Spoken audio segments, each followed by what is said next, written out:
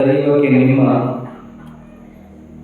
ಮೆಲ್ಲಡಿ ಘನವೆಂದು ಸೊಲ್ಲಿಗೊಮ್ಮೊಮ್ಮೆ ನುತಿಪೆನ ಗುರುರಾಯ ಸಲ್ಲೀಲೆಯಿಂದ ಕೃಪೆಯಾರು.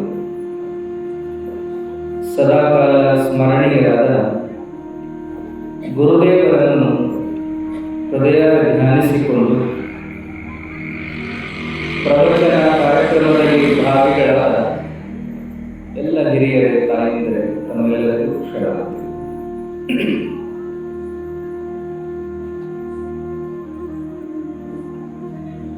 ಶಿಕ್ಷಣ ಮತ್ತು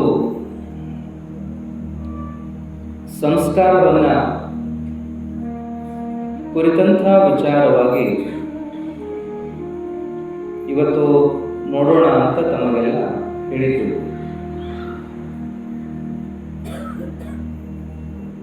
ಶರಣರ ಚರಿತ್ರೆಯಲ್ಲಿ ಬರ್ತಕ್ಕಂಥ ಸಂದರ್ಭಕ್ಕನುಸಾರವಾಗಿ ಆಯಾ ಚಿಂತನೆಗಳನ್ನು ನಾವು ಮಾಡ್ತಾ ಹೋಗುವಂಥದ್ದು ಬಹಳ ಒಳ್ಳೆಯದು. ಅಂದಿನ ಶರಣರ ಚಿಂತನೆ ಇಂದಿನ ನಮ್ಮ ಚಿಂತನೆಯ ವ್ಯತ್ಯಾಸಗಳು ನಮ್ಮ ಅರಿವಿಗೆ ಬರ್ತವೆ. ಆ ಕಾಲಕ್ಕೆ ಅವರು ಮಾಡಿದ ಚಿಂತನೆ ಈ ಕಾಲಕ್ಕೂ ಎಷ್ಟು ಪ್ರಸ್ತುತ ಅನ್ನೋದು ನಮ್ಮ ಗಮನಕ್ಕೆ ಬರ್ತದೆ. ಹಾಗಾಗಿ ಅಂತಹ ಶರಣರ ವಿಚಾರಗಳನ್ನು ನೋಡುವಾಗಲೆಲ್ಲ ನಾವು ಶಿಕ್ಷಣದ ಬಗ್ಗೆ, ಸಂಸ್ಕಾರದ ಬಗ್ಗೆ ಕೇಳ್ಕೋತನ ಬಂದೀವಿ. ಆದರೂ ಸಹ ಆ ವಿಚಾರಗಳು ಎಲ್ಲರಲ್ಲೂ ಮೂಡಿ ಬರಬೇಕಾಗಿದೆ. ಶಿಕ್ಷಣ ಅಂದ ಕೂಡಲೇ ಒಂದು ಚಲೋ ದೊಡ್ಡ ಶಾಲೆಗೆ ಹೆಸರು ಹಚ್ಚಿಬಿಡೋದು, ಮಕ್ಕಳನ್ನ ಅವರು ಕೇಳಿದ್ದೆಲ್ಲ ಅನುಕೂಲ ಮಾಡಿಕೊಡೋದು, ಒಟ್ಟ ನೀ ಏನು ಕೇಳ್ತೀವಿ ಅದನ್ನೆಲ್ಲ ಕೊಡಿಸ್ತೀವಿ, ನೀ ಮಾತ್ರ 100ಕ್ಕೆ 100 ರಿಸಲ್ಟ್ ನಮಗೆ ತೋರಿಸ್ಬೇಕು ಅನ್ನುವಂಥ ಒಂದ ಬೇಡಿಕೆಯನ್ನು ಮಕ್ಕಳು ಮುಂದಿಡುವಂಥದ್ದನ್ನು ನೋಡ್ತೀವಿ. ಇವತ್ತಿನ ಕಾಲಕ್ಕೆ ಶಿಕ್ಷಣ ಅಂತಂದರೆ ಅದು ಹಿಂದಿನಂತೆ ಉಳಿದಿಲ್ಲ ಅನ್ನೋದು ಎಲ್ಲರ ಬಾಯಾಗದ. ಏನು ಆಗಿನ ಶಿಕ್ಷಣನ ಮಜಾ ಇತ್ರಿ, ಚಲೋ ಇತ್ರಿ ಅಂತ ಕಲಿಸೋರು ಹಂಗ ಇದ್ರು, ಕಲಿಯೋರು ಹಂಗ ಇದ್ರು. ಏನು ಆ ವಾತಾವರಣನ ಬಹಳ ಅದ್ಭುತಿತ್ತು ಅನ್ನುವಂಥದ್ದು. ಆದರೆ ಈ ಕಾಲಕ್ಕೆ ಶಾಲೆಗಳು ಬಹಳ ಆಗ್ಯಾವ, ಕಲಿಸೋರು ಬಹಳ ಆಗ್ಯಾರ, ಆದರೆ ಸ್ವರೂಪ ಬದಲಾವಣೆ ಆಗಿದೆ. ಶಿಕ್ಷಣದ ಉದ್ದೇಶ ಏನಪ್ಪಾ ಅಂದ್ರೆ ಎಲ್ಲರನ್ನ ವಿದ್ಯಾವಂತರನ್ನಾಗಿ ಮಾಡೋದು, ಎಲ್ಲರನ್ನ ಜ್ಞಾನಿಗಳನ್ನಾಗಿ ಮಾಡೋದು, ಎಲ್ಲರನ್ನ ಪ್ರಜ್ಞಾವಂತರನ್ನಾಗಿ ಮಾಡೋದು, ಎಲ್ಲರನ್ನ ಸಂಸ್ಕಾರವಂತರನ್ನಾಗಿ ಮಾಡೋದು, ಎಲ್ಲರನ್ನ ಹೃದಯವಂತರನ್ನಾಗಿ ಮಾಡೋದು, ಎಲ್ಲರನ್ನ ಮನುಷ್ಯರನ್ನಾಗಿ ಮಾಡಲಿಕ್ಕೆ ಶಿಕ್ಷಣ ಅನ್ನುವಂಥದ್ದು ಅದ. ಆದರೆ ಇವತ್ತಿನ ಶಿಕ್ಷಣ ಬರೀ ನೌಕರಿ ಹಿಡಿಯಕ್ಕೆ ಮಾತ್ರ ಅದ. ಇವತ್ತಿನ ಶಿಕ್ಷಣದ ಉದ್ದೇಶ ಕೇವಲ ಮಾರ್ಕಸ್ ಅನ್ನು ತೆಗೆಯುವುದು, ಒಬ್ಬರಿಗಿಂತ ಒಬ್ಬರು ಹೆಚ್ಚಿಗೆ ಮಾರ್ಕಸ್ ತೆಗೆಯುವುದು, ಅದರ ಆಧಾರದ ಮೇಲೆ ಮುಂದಿನ ಅಭ್ಯಾಸಕ್ಕೆ ಹೋಗುವುದು, ಕೊನೆಗೊಂದು ದಿನ ಉತ್ತಮ ನೌಕರಿಯನ್ನು ತಗೊಂಡು ಬಹಳಷ್ಟು ಪಗಾರವನ್ನು ಗಳಿಸುವಂತ ಬಾಳೆ ಮಾಡೋದು ಅನ್ನುವಂಥದ್ದಾಗಿದೆ. ಆದರೆ ಹಿಂದೆ ಹೀಗೆಲ್ಲ ಇದ್ದಿದ್ದಿಲ್ಲ. ಅವ ಶಾಣೆ ಆದ್ರೆ ಸಾಕ್ರಿ, ಅವ ಬುದ್ಧಿವಂತ ಆದ್ರೆ ಸಾಕ್ರಿ, ಏನಿಲ್ಲ ಅವನ ಕಾಲ ಮೇಲೆ ಅವ ನಿಂತ್ರೆ ಸಾಕು, 4 ಮಂದಿಯಾಗ ಹೌದು ಅನಿಸ್ಕೊಂಡು ಬದುಕಿದ್ರೆ ಸಾಕು, ಅವ ಒಬ್ಬ ಮನುಷ್ಯ ಆದ್ರೆ ಸಾಕು ಅಂತ ಹೇಳ್ತಿದ್ರು. ಆದರೆ ಈಗ ಹಂಗಂಗಿಲ್ಲ. ಉಳಿದದ್ದೆಲ್ಲ ತಾವ ಹಾಕಾರ ಬಿಡ್ರಿ, ಅದಕ್ಕೆ ಯಾಕೆ ತಲೆ ಕೆಡಿಸ್ಕೊಳ್ಳೋದು? ಮೊದಲು ಅವ ಚಲೋ ಮಾರ್ಕಸ್ ತೆಗಿಬೇಕು, ಮೊದಲು ಅವ ದೊಡ್ಡ ನೌಕರಿ ಹಿಡಿಬೇಕು, ಎಲ್ಲಕ್ಕಿಂತ ಹೆಚ್ಚಿಗೆ ಅವ ಶ್ರೀಮಂತನಾಗಿ ಬಾಳಬೇಕು ಅನ್ನುವಂಥ ಹಂಬಲನ ಎಲ್ಲರೊಳಗೆ. ಇವತ್ತಿನ ಕಾಲಕ್ಕೆ ಹಣದ ಬಗ್ಗೆ ಹೆಚ್ಚು ಗೌರವ ಇರೋದ್ರಿಂದ, ಅದಕ್ಕೆ ಬಹಳ ಪ್ರಾಶಸ್ತ್ಯ ಕೊಡ್ತಾ ಇರೋದ್ರಿಂದ ಎಲ್ಲ ಆ ರೀತಿಯಲ್ಲಿ ನಡೆದದು. ಆದರೆ ಶಿಕ್ಷಣದ ಉದ್ದೇಶ ಇದಷ್ಟೇ ಆಗಿರಲಿಲ್ಲ. ಉದ್ಯೋಗ ಹಿಡಿಯೋದು, ಹಣ ಗಳಿಸೋದು ಅಷ್ಟೇ ಆಗಿರಲಿಲ್ಲ ಅನ್ನೋದನ್ನ ನಾವು ಸರಿಯಾಗಿ ತಿಳ್ಕೊಳ್ಬೋದು. ಬರೀ ಉದ್ಯೋಗ, ಹಣ ಅಂತ ಅಷ್ಟೇ ನಾವು ಕಲಿಸಿ ಬೆಳೆಸಿದ ಕಾರಣಕ್ಕೆ ಇವತ್ತಿನ ಸಮಾಜ, ಇವತ್ತಿನ ಜನಜೀವನ ಬಹಳ ಬದಲಾವಣೆ ಆಗಿರುತ್ತದೆ. ಒಂದು ಕಾಲಕ್ಕೆ ಉದ್ಯೋಗ, ಹಣನೇ ಬಹಳ ಮುಖ್ಯ ಅನ್ಕೊಂಡು ದುಡ್ದಂಥ ಗಳಿಸಿದಂಥ ಜನ ಇಡೀ ವಯಸ್ಸಿನಾಗ ಏನಪ್ಪ ಮಾರಾಯ, ಅವಶ್ಯ ಇಲ್ಲದನ್ನ ಜೀವನ ತುಂಬ ಮಾಡ್ಕೋತ ವಯಸ್ಸು ಕಳೆದೆ, ವಯಸ್ಸು ಹೋದ ಕಾಲಕ್ಕೆ ಇವಕ್ಕೇನು ಅರ್ಥನೇ ಇಲ್ಲ ಅನ್ಸಾಕತ್ತತಿ ಅಂದಂಥವರ ಮಾತುಗಳನ್ನ ನಾವು ನೋಡ್ಬೇಕು. ಅದಕ್ಕೆ ಆವಾಗೆಲ್ಲ ಏನಂತಿದ್ರು ಅಂದ್ರೆ, ಶಿಕ್ಷಣ ಅಂದ್ರೆ ಶಿಕ್ಷೆಯ ಜೊತೆಗೆ ಜ್ಞಾನವನ್ನ ಸಂಪಾದನೆ ಮಾಡೋದು. ಶಿಕ್ಷಣದೊಳಗೆ ಶಿಕ್ಷಾ ಅದ ನೋಡ್ರಿ. ತನು ಮನ ಭಾವಗಳಿಗೆ ಸಾಮೋಪಾಯ, ಭೇದೋಪಾಯ, ದಂಡೋಪಾಯಗಳ ಮೂಲಕ ಸಂಸ್ಕಾರ ಕೊಡುವಂಥ ಕೆಲಸ ಮಾಡ್ತಿದ್ರು. ಚಡಿ ಚಮಚಂ ವಿದ್ಯಾಗಂಗಂ ಅನ್ನೋದು ಎಲ್ಲರ ಬಾಯಾಗೈತಿ. ಮೊದಲ ಮಕ್ಕಳು ಸಂಸ್ಕಾರವಂತರಾಗಬೇಕು ಅನ್ನುವಂಥದ್ರ ವಿಚಾರ ಇಟ್ಟುಕೊಂಡೇ ಶಿಕ್ಷಣವನ್ನು ಕೊಡ್ತಾ ಇದ್ರು. ಪ್ರಾರಂಭದೊಳಗೆ ಗುರುಕುಲ, ಅವಾಗೆಲ್ಲ ಸಾಲಿ ಪಾಲಿ, ಸರ್ಕಾರ ಸಾಲಿ, ಸಾಲಿಗುಡಿ ಏನೂ ಇಲ್ಲ. ಆ ಕಾಲಕ್ಕೆ ಏನಂದ್ರೆ ಋಷಿಗಳಿದ್ದ ಜಾಗಕ್ಕೆ ಹೋಗಿ ಕಲ್ತು ಬರ್ತಿದ್ರು, ಗುರುಕುಲ ಅಂತಿದ್ರು. ಊರು ಬಿಟ್ಟು ಹೊರಗೆ ಅಡವ್ಯಾಗ ಋಷಿಗಳು ತಮ್ಮ ಆಶ್ರಮವನ್ನು ಮಾಡಿಕೊಂಡಿರ್ತಿದ್ರು. ಅಲ್ಲೇ ಅವರು ಗೋಶಾಲೆ, ತೋಟ, ಗದ್ದೆ, ಆಮೇಲೆ ಇತ್ಯಾದಿ ಏನೆಲ್ಲ ವ್ಯವಸ್ಥೆಯನ್ನು ಮಾಡಿಕೊಂಡಿರ್ತಿದ್ರು. ಯಾರು ವಿದ್ಯಾಭ್ಯಾಸಕ್ಕಂತ ಬರ್ತಾರ ಅವರಿಗೆ ಅಲ್ಲಿ ಸೇವಾ ಮಾಡಕ್ಕೆ ಹಚ್ತಿದ್ರು. ಅವರು ಕಸ ತೆಗಿಬೇಕು, ಸಾರಿಸ್ಬೇಕು, ನೆಲ ಸಾರಿಸ್ಬೇಕು, ಬಾವಿಯಲ್ಲಿ ನೀರನ್ನ ಸೇರಿ ತಗೊಂಡು ಬಂದು ತುಂಬಿಸ್ಬೇಕು, ದನಕರಗಳ ಚಾಕರಿ ಮಾಡಬೇಕು, ಕಟ್ಟಿಗೆ ಹೊಡಿಬೇಕು, ಕಾಡಿಗೆ ಹೋಗಿ ಕಟ್ಟಿಗೆ ತರಬೇಕು, ಆಮೇಲೆ ದನಕರಗಳಿಗೆ ಮೇವು ತರಬೇಕು, ದನಕರಗಳ ಎಲ್ಲ ಉಪಚಾರವನ್ನು ಮಾಡಬೇಕು, ಬರು ಹೋಗುವ ಆಶ್ರಮಕ್ಕೆ ಬರು ಹೋಗುವವರ ಕಾಳಜಿ ತಗೋಬೇಕು, ಹೊತ್ತಿಗೆ ನೋಡಿಕೊಂಡು ಯಾವ ಹೊತ್ತಿಗೆ ಭಕ್ತರು ಜನರು ಬರ್ತಾರೆ ಅವರಿಗೆ ಪ್ರಸಾದ ಕೊಡೋದು, ಮಾತಾಡಿಸೋದು, ಇವೆಲ್ಲ ವ್ಯವಸ್ಥೆಯನ್ನು ಕಲಿಸ್ಕೊಡ್ತಿದ್ರು. ಸೇವಾ ಮಾಡ್ಕೋದನ್ನ ಅಭ್ಯಾಸ ಮಾಡ್ತಿದ್ರು. ರಾಜರ ಮಕ್ಕಳಾದರೂ ಸಹಿತ ಇದನ್ನೆಲ್ಲ ಮಾಡಬೇಕಾಗಿತ್ತು. ಗುರುಕುಲಕ್ಕೆ ಬಂದು ಮಕ್ಕಳನ್ನ ವಿದ್ಯಾಭ್ಯಾಸಕ್ಕೆ ಬಿಟ್ಟು ಹೋಗ್ತಿದ್ರು ರಾಜರು.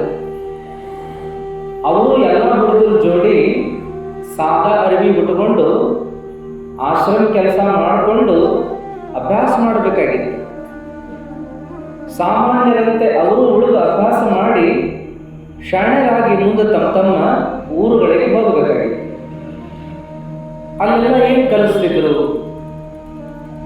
ಒಂದು ಮಾತೃಭಾಷೆ ಕಲಿಸ್ತಿದ್ರು, ಆ ನಂತರದಲ್ಲಿ ಸಂಸ್ಕೃತ ಕಲಿಸ್ತಿದ್ರು, ಗಣಿತ, ಛಂದಸ್ಸು ಕಲಿಸ್ತಿದ್ರು, ವೇದ, ಉಪನಿಷತ್ತು, ಪುರಾಣ, ಆಗಮ ನಿಗಮಗಳನ್ನು ಕಲಿಸ್ತಿದ್ರು, ಬ್ರಹ್ಮಸೂತ್ರ, ಭಗವದ್ಗೀತಾ ಇತ್ಯಾದಿಗಳನ್ನು ಕಲಿಸ್ತಿದ್ರು. ವಿಶೇಷವಾಗಿ ಬೈಲೆಕ್ಕ ಅಂತೀರಿ ನೋಡ್ರಿ ನೀವೆಲ್ಲ, ಅವನ್ನೆಲ್ಲ ಕಲಿಸ್ತಾ ಇದ್ದದ್ದು. ಈ ಜೀವನಕ್ಕೆ ಬೇಕಾಗಿರುವಂಥದ್ದನ್ನೆಲ್ಲ ಕಲಿಸ್ತಿದ್ರು. ಯೋಗ ಕಲಿಸ್ತಿದ್ರು, ಆಯುರ್ವೇದ ಕಲಿಸ್ತಿದ್ರು, ಜ್ಯೋತಿಷ್ಯ ಭವಿಷ್ಯವನ್ನು ಕಲಿಸ್ತಿದ್ರು, ಸಂಗೀತ ಕಲಿಸ್ತಿದ್ರು, ಅಡಿಗೆ ಮಾಡೋದು ಪಾಕವಿದ್ಯೆಯನ್ನು ಕಲಿಸ್ತಿದ್ರು, ಆಮೇಲೆ ಕುಸ್ತಿಯನ್ನು ಕಲಿಸ್ತಿದ್ರು, ಮಲ್ಲ ವಿದ್ಯೆಯನ್ನು ಕಲಿಸ್ತಿದ್ರು.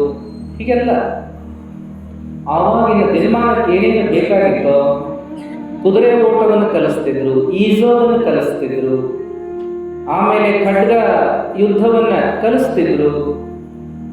ಏನೆಲ್ಲ ಆಗಿನ ಕಾಲದ ಅವಶ್ಯಕತೆಗಳಿದ್ವೋ ಅವೆಲ್ಲವನ್ನ ಮಕ್ಕಳಿಗೆ ಕಲಿಸ್ತಿದ್ರು. ಚಂದಗೆ ಅವರು ಆಟ ಪಾಠ ಸೇವಾ ಮಾಡಿಕೊಂಡು ಆಶ್ರಮದೊಳಗಿದ್ದು ಕಲಿತಿದ್ರು. ಇಲ್ಲಿಂದ ಪ್ರಾರಂಭ ಆಯ್ತು ನೋಡ್ರಿ ಶಿಕ್ಷಣ.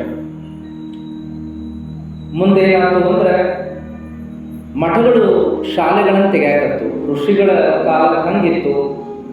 ಸ್ವಾಮಿಗಳು ಮಠಗಳು ಬೆಳೆದು ಬಂದ ಕಾಲಕ್ಕೆ ಮಠಮಾನ್ಯದವರು ಶಿಕ್ಷಣ ಸಂಸ್ಥಾ ತೆಗೆದು ಅನ್ನ ಛತ್ರವನ್ನು ನಡೆಸಿ ಉಚಿತ ಪ್ರಸಾದ ನಿಲಯದೊಳಗೆ ಅವಕಾಶ ಕೊಟ್ಟು ವಿದ್ಯಾಭ್ಯಾಸವನ್ನು ಮಾಡಿಸ್ತಿದ್ರು. ಮುಂದೆ ಬರ್ತಾ ಬರ್ತಾ ಸರ್ಕಾರದವರು ಹೆಚ್ಚು ಹೆಚ್ಚು ಶಾಲಾ ಕಾಲೇಜುಗಳನ್ನು ಅಲ್ಲಲ್ಲಿ ತೆರೆಯಾಕತ್ತಾರೆ.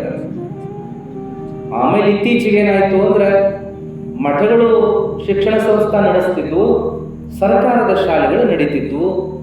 ಈ ಎರಡರ ಮಧ್ಯದೊಳಗೆ ಏನಾಯ್ತು ಅಂದ್ರೆ ಹಣ ಇದ್ದವರು, ಅನುಕೂಲ ಇದ್ದವರು 4 ಮಂದಿ ಗೆಳೆಯರು ಕೂಡ್ಕೊಂಡು ರೊಕ್ಕ ಹಾಕಿ ದೊಡ್ಡ ದೊಡ್ಡ ಶಾಲೆಗಳನ್ನು ತೆರೆಯಾಕತ್ತರು ಇವತ್ತಿನ ಕಾಲಕ್ಕೆ.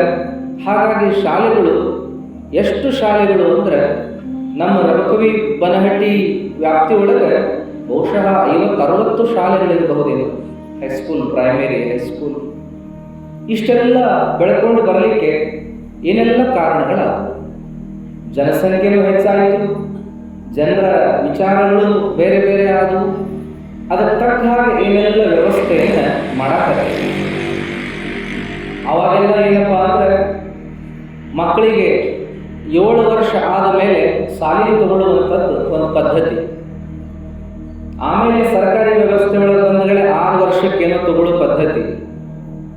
ಮುಂದೆ ಇನ್ನೊಂದೇನೋ ಹೇಳ್ತಿದ್ರೆ 6-7 ಕೈ ಹಿಂಗೆ ಮಾಡು, ಈ ಕೈ ಕಿವಿ ಮುಟ್ಟಿದ್ರೆ ಸಾಕು ಬಾ ಶಾಲೆಗೆ ಅಂತಿದ್ರೆ ಹಂಗೂ ನಡೆದು.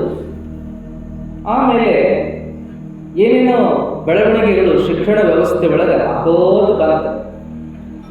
ಆದರೆ ಈಗ ಮೊದಲಿನಂಥ ವಿಚಾರಗಳು ಶಿಕ್ಷಣದ ವ್ಯವಸ್ಥೆ ಒಳಗೆ ಉಳ್ಕೊಂಡಿದೆ. ಈಗೇನಾಯ್ತು ಅಂದ್ರೆ ಎಷ್ಟು ಬದಲಿ ಆಯ್ತು ಅಂದ್ರೆ ಅವಾಗೆಲ್ಲ ಶಾಲೆಗೆ ಬಂದ ಮಕ್ಕಳು ಅಂಗಳ ಎಲ್ಲ ಸ್ವಚ್ಛ ಮಾಡ್ಕೋತಿದ್ರು, ಕ್ಲಾಸ್ ರೂಮ್ ಸ್ವಚ್ಛ ಮಾಡ್ಕೋತಿದ್ರು, ಬೋರ್ಡ್ ಒರೆಸ್ತಿದ್ರು, ಅವತ್ತಿನ ಡೇಟು ಎಲ್ಲ ಬರೀತಿದ್ರು, ಸರ್ಗಳು ಬರೋದನ್ನು ಕಾಯ್ತಿದ್ರು, ಖುಷಿಲೇ ಸರ್ ಬಂದರು ಅಂತ ಕುಣಿದಾಡ್ತಿದ್ರು. ಸರ್ ಒಂದೇನೆ ಅಷ್ಟ ಸ್ನೇಹಮಿ, ಅಷ್ಟ ಶಿಸ್ತಿನ ಸಿಪಾಯಿಗಳಾಗಿರ್ತಿದ್ರು. ಮಕ್ಕಳು ಸರ್ ಬಂದರು ಅಂತ ಒಬ್ಬೊಬ್ಬರು ಸರ್ಗೆ ಹೆದರ್ತಿದ್ರು, ಒಬ್ಬೊಬ್ಬರು ಸರ್ಗೆ ಮೈಮ್ಯಾಲ ಬಿದ್ದು ಪ್ರೇಮ ಮಾಡ್ತಿದ್ರು. ಹೆದರ್ಲಿ, ಪ್ರೇಮ ಮಾಡಲಿ ಅಂತೂ ವಿದ್ಯೆಯನ್ನು ಪಡ್ಕೊಳ್ಬೇಕು ಅಂತ ಒಂದು ಹಂಬಲ ಇಟ್ಟುಕೊಂಡಿರ್ತಿದ್ರು. ಸರ್ಗಳು ಅಂತಂದ್ರೆ ತಂದೆ ತಾಯಿಗಿಂತ ಹೆಚ್ಚಿಗೆ ಅನ್ನೋ ಕಾಣ್ತಿದ್ರು ಮಕ್ಕಳು. ಮುಂದೇನಪ್ಪ ಅಂತ ಕೇಳಿದ್ರೆ ಸರ್ಗಳು ಮನೆಯಾನ ಮಕ್ಕಳು ಸುಳ್ಳ, ಶಾಲೆಯ ಮಕ್ಕಳ ಖರೆ ಅನ್ನೋ ಮಟ್ಟಿಗೆ ಪ್ರೇಮ ಮಾಡ್ತಿದ್ರು.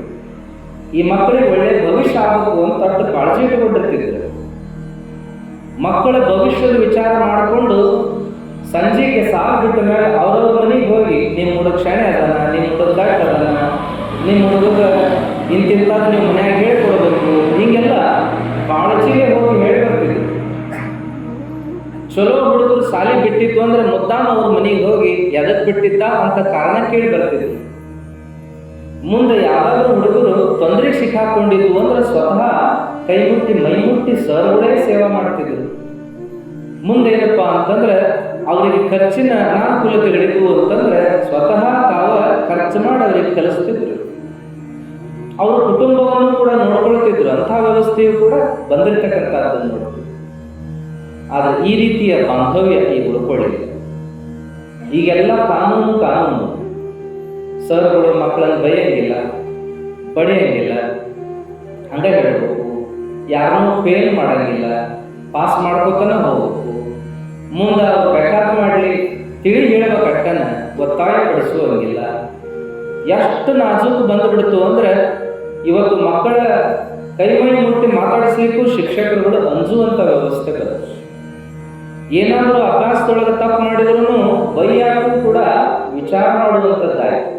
ಶಾಣೆ ಆದ್ರಾಗೆ ದಡ್ಡ ಏನ್ ಮಾಡೋದೈತಿ ಅಂತ ಕೈ ಚೆಲ್ಲಾಕತ್ತರು ಶಿಕ್ಷಕರು. ಮುಂದೇನಪ್ಪ ಅಂದ್ರೆ ಅಂತೂ ಕಾಳಜಿಗೆ ಏನಾದ್ರು ಬೈದ್ರು ಬಡಿದ್ರು ಅಂದ್ರೆ ಪಾಲಕರದು ದೊಡ್ಡ ಜಗಳ. ಮಕ್ಕಳಿಗೆ ಒಂದೇಟು ಹೊಡೆಯಂಗಿಲ್ಲ, ಬೈಯಂಗಿಲ್ಲ, ಗದರಂಗಿಲ್ಲ, ಯಾಕ ಅನ್ನಂಗಿಲ್ಲ. ಆ ರೀತಿ ಒಳಗೆ ಪಾಲಕರು ನೋಡ್ಕೊಳಕತ್ತಾರೆ. ಆದ್ರೆ ಮತ್ತೆ ಶಾಣೆ ಆಗಬೇಕಂತೂ ಅಪೇಕ್ಷೆ. ಇಲ್ರಿ ನಿಮ್ಮ ಹುಡುಗ ಇಂಥ ವಿಷಯದೊಳಗೆ ಶಾಣೆ ಇಲ್ಲ ಅಂದ್ರೆ ಅವಾಗ ಹೊಳ್ಳಿ ಶಿಕ್ಷಕರನ್ನ ಬೈದು ಹೋಗುದು. ಚಂದ ಕೆಲಸ ಬರೋದಿಲ್ಲ ನಿಮಗ, ಮೊದಲು ನೀವು ಕಲ್ಕೋರಿ ಅಂತ ಪಾಲಕರು ಶಿಕ್ಷಕರನ್ನ ಬೈದು ಹೋಗುವಂತ ದಿನಮಾನ. ಪರೀಕ್ಷಾದೊಳಗೆ ನಾನು ಹೆಚ್ಚು ಕಮ್ಮಿ ಮಾರ್ಕ್ಸ್ ಬಿದ್ದಿದ್ರೆ ಜಗಳ ಮಾಡಿ ಮಾರ್ಕ್ಸ್ ಹಾಕಿಸಿಕೊಂಡು ಹೋಗುವಂತ ದಿನಮಾನ. ರೊಕ್ಕ ಕೊಟ್ಟು ಪಾಸ್ ಮಾಡಿಸಿಕೊಂಡು ಹೋಗುವಂತ ದಿನಮಾನ. ಪರ್ಸೆಂಟೇಜ್ ತಗೊಳ್ಳುವಂತ ದಿನಮಾನ. ಪ್ರಶಸ್ತಿ ತಗೊಳ್ಳುವಂತ ದಿನಮಾನ. ನೌಕರಿನೂ ಹಂಗ ನಡೆದವ. ಹಿಂಗಾಗಿ ಶಿಕ್ಷಣದ ಪೂರ್ಣ ವ್ಯವಸ್ಥೆನ ಬದಲಾಗಿ ಹೋಗ್ಬಿಡುತ್ತೆ. ಇವತ್ತಿಗೂ ಜಪಾನ್ ಒಳಗೆ, ಚೀನಾದೊಳಗೂ ಕೆಲವು ಕಡೆ ವ್ಯವಸ್ಥೆ ಅದಂತ. ಶಾಲೆಗೆ ಬಂದ ಮಕ್ಕಳು ಮನ್ಯಾಗ ಹೆಂಗೆ ಇರ್ತಾವಲ್ಲ ಹಂಗೆ ಇರಬೇಕು. ಶಾಲೆ ಒಳಗೆ ಕ್ಲಾಸ್ ರೂಮ್ ಸ್ವಚ್ಛ ಮಾಡ್ಕೋಬೇಕು, ಅಂಗಳ ಸ್ವಚ್ಛ ಮಾಡ್ಕೋಬೇಕು, ಎಲ್ಲಿ ಕಸ ಕಡ್ಡಿ ಹಾಳು ಬಿದ್ದಿರಬಾರ್ದು ಅವನ್ನೆಲ್ಲ ತೆಗೆದು ಸ್ವಚ್ಛ ಮಾಡಿಟ್ಟುಕೊಂಡು ಅಗ್ರಿ ತಯಾರಾಗಿ ಸರ್ ಹೊರಗಡೆ ಇರಬೇಕು. ಇವತ್ತೇನಾದರೂ ಅಂಗಳದೊಳಗಿನ ಒಂದು ಹಾಳಿ ತರಿಸಿದ್ರೆ ಕಂಪ್ಲೇಂಟ್ ಇಲ್ಲ, ಹುಡುಗರ ಕಡೆಯಿಂದ ಕೆಲಸ ಮಾಡಿಸ್ಯಾರ ಶಾಲೆಗೆ ಅಂತ ಅನ್ನುವಂಥ ಮಾತುಗಳು. ಆದ್ರೆ ಮಕ್ಕಳಿಗೆ ಸೇವಾ ಮನೋಭಾವನೆಯಿಂದ ಶಿಕ್ಷಣವನ್ನು ಕೊಡ್ತಿದ್ರು. ಅವಾಗ ಒಂದು ಗುರುಕುಲದೊಳಗೆ ರಾಜ ಒಬ್ಬವ, ಶ್ರೀಮಂತ ಒಬ್ಬವ ತನ್ನ ಮಗನನ್ನು ಕಲಿಯಾಕಿಟ್ಟಿದ್ನಂತ. ಕಲಿಯಾಕಿಟ್ಟಾಗ ಏನ್ ಮಾಡಿದ ಅಂದ್ರೆ ಹೋಗಿ ನೋಡ್ಕೊಂಡು ಬಂದಿದ್ದ. ನೋಡ್ಕೊಂಡು ಬಂದು ತನ್ನ ಮಗನನ್ನು ಅಲ್ಲಿ ಕಲಿಯಾಕಿಟ್ರೆ ತನ್ನ ಮಗಗೆ ಯಾವ್ಯಾವ ವಿಷಯದೊಳಗೆ ತೊಂದರೆ ಆಗತ್ಲ ಅದಕ್ಕೆ ಅನುಕೂಲ ಆಗುವಂಗೆ ಒಂದಿಷ್ಟು ಮಂದಿನ ಅಲ್ಲಿ ಬಿಟ್ಟುಬಿಟ್ಟ. ಹೆಂಗೂ ಶ್ರೀಮಂತಿದ್ದ, ಬಟ್ಟೆ ತೊಳ್ಕೊಳ್ಳೋ ತೊಂದರೆ ಬರ್ತದ, ತೊಳೆಯಾಕ ಹೋಗ ಮನುಷ್ಯ. ಮುಂದಲ್ಲಿ ಸೇವಾ ಹಸ್ತಿದ್ರಲ್ಲಿ ಕಸ ಹೊಡೆಯೋದು, ನೀರು ಹೊಡೆಯೋದು, ನೀರು ತಂದಿಡೋದು, ಕಟ್ಟಿಗೆ ಹೊಡೆಯೋದು, ದನಗಳನ್ನು ನೋಡ್ಕೊಳ್ಳೋದು, ಏನಾದ್ರು ವ್ಯವಸ್ಥೆ ಇತ್ತು ಅಂತಂದ್ರೆ ಅದಕ್ಕೆಲ್ಲ ಒಬ್ಬೊಬ್ರು ಅನುಕೂಲ ಆಗಲಿ ಅಂತಂದ್ರೆ 10-15 ಮಂದಿ ಬಿಟ್ಟಿದ್ದಂತವ ಸಾವುಕಾರ. ಅವನ ಮಗಗೆ ಏನೇನು ಸೇವಾ ಹೇಳ್ತಿದ್ರಲ್ಲೇ ಅದನ್ನೆಲ್ಲ ಮಾಡಕ್ಕಂತ ಒಂದು 10-15 ಮಂದಿ ಬಿಟ್ಟಿದ್ನಂತ. ಅವನ ಮಗ ಏನೂ ಮಾಡೋದಿಲ್ಲ. ಆ ನಂತರದೊಳಗೆ ಹಿಂಗೆಲ್ಲ ಮಾಡಿದಾಗ ಗುರುಗಳು ವಿಚಾರ ಮಾಡಿದ್ರು. ಮೊದಲ ಸುಮ್ಮನೆ ಇದ್ರು ಗುರುಗಳು, ಇರ್ಲಿ ಬಿಡು ಅಂತ. ಆಮೇಲೆ ಏನ್ ಮಾಡಿದ್ರು ಅಂದ್ರೆ ಒಂದು ತಿಂಗಳಾದ ಮೇಲೆ ಒಂದಿಷ್ಟು ವ್ಯವಸ್ಥೆ ಬದಲಿ ಮಾಡಿದ್ರು. ಏನ್ ಮಾಡಿದ್ರು ಅಂತಂದ್ರೆ ಆ ಹುಡುಗರ ಕೈಲಿ ಏನು ಸೇವೆ ಮಾಡಿಸ್ಬೇಕಾಗಿತ್ತಲ್ಲ ಅದನ್ನ ಮಾಡ್ಸಕ್ಕಾಗಲಿಲ್ಲ. ಯಾಕಂದ್ರೆ ಸಾವುಕಾರ ಅದಕ್ಕಂತ ಒಂದು 10-15 ಮಂದಿ ಬಿಟ್ಟಿದ್ದಲ್ಲಿ. ಅವಾಗ ಸರ್ ಏನ್ ಮಾಡಿದ್ರು ಅಂದ್ರೆ, ಗುರುಗಳು ಏನ್ ಮಾಡಿದ್ರು ಅಂದ್ರೆ ಅವನಿಗೇನು ಕೊಡ್ಬೇಕಾಗಿತ್ತಲ್ಲ ಊಟ ಉಪಚಾರ ಅದನ್ನೆಲ್ಲ ಅವನಿಗೆ ಕೊಡಾಕತ್ತಾರ 10-15 ಮಂದಿಗೆ ಏನಿದ್ರಲ್ಲ. ಈ ಹುಡುಗರಿಗೆ ಏನು ಶಿಕ್ಷಣ ಕೊಡ್ಬೇಕಾಗಿತ್ತಲ್ಲ ಇದನ್ನ ಅವ್ರಿಗೆ ಕೊಡಾಕತ್ತಾರ. ಮುಂದೆ ಈ ಹುಡುಗರಿಗೆ ಏನು ಹೇಳ್ಬೇಕಲ್ಲ ಅದನ್ನೆಲ್ಲ ಅವ್ರಿಗೆ ಹೇಳಾಕತ್ತಾರ. 10-15 ಮಂದಿ ಚಾಕರಿ ಮಾಡಕ್ ಬಂದವರಿಗೆ ಹೇಳಾಕತ್ತಾರ. ಆಮೇಲೆ ಏನಾಗ್ತಂದ್ರೆ ಈ ಹುಡುಗರಿಗೆ ಒಂಚೂರು ಆರೋಗ್ಯ ಅಸ್ತವ್ಯಸ್ತ ಆತ. ಈ ಹುಡುಗ ಕೊಡಬೇಕಾದ ಔಷಧನೂ ಸಹಿತ ಅದ 10-15 ಮಂದಿಗೆ ಕೊಡಾಕತ್ತಾರ. ಹಿಂಗ ನಡೀತು. ಮಗನ್ ನೋಡಾಕಂತೇಳಿ ಸಾವುಕಾರ ಬಂದ. ಸಾವುಕಾರ ಬಂದು ಮಗನ್ ನೋಡಿದ. ಮಗ ಸರಿ ಬಿಟ್ಟಾನ, ಕಪ್ಪಾಗ್ಯಾನ. ಆಮೇಲೆ ಏನಪ್ಪಾ ಅಂತಂದ್ರೆ ಅವನಿಗೇನು ವ್ಯವಸ್ಥಾನ ಬರೋಬ್ಬರಿ ಇತ್ತಲ್ಲಿ. ಏನ್ರಿ ಇದು ನನ್ನ ಮಗನ ಹಿಂಗ್ ಮಾಡಿಬಿಟ್ಟಿದ್ದೀರಲ್ಲ ಅಂತ ಗುರುಗಳು ಮುಂದೆ ಗೋಳಾಡ. ಅವಾಗ ಗುರುಗಳು ಹೇಳಿದ್ರಂತೆ, ಇಲ್ಲೇ ಸೇವಾ ಮಾಡಿಕೊಂಡೆ ಶಿಕ್ಷಣ ಪಡ್ಕೋಬೇಕು. ಸೇವಾ ಮಾಡಕ್ಕೆ 10-15 ಮಂದಿ ಬಿಟ್ಟಿ ಅಂದ ಮೇಲೆ ಇವ್ ಕೊಡಬೇಕಾದದ್ದೆಲ್ಲವನ್ನ ಅವರೇ ಕೊಡಕತ್ತೀವಿ ನಾವು ಅಂತ ಹೇಳಿದರು.